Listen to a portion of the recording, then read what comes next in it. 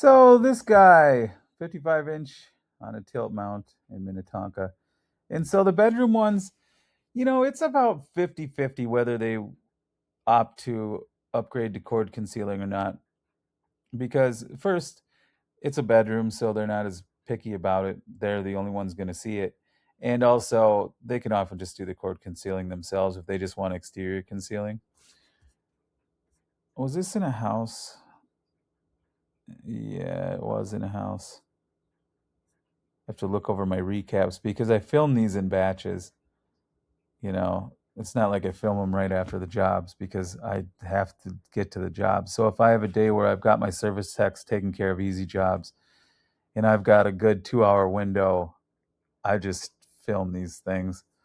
And so I never quite remember, because, there's around 100 to 120 jobs a month.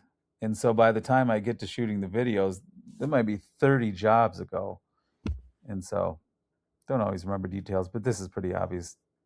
Find the studs, put the bracket up, lift the TV on. So there was nothing to this one, just all lag bolts and tilt mounting bracket.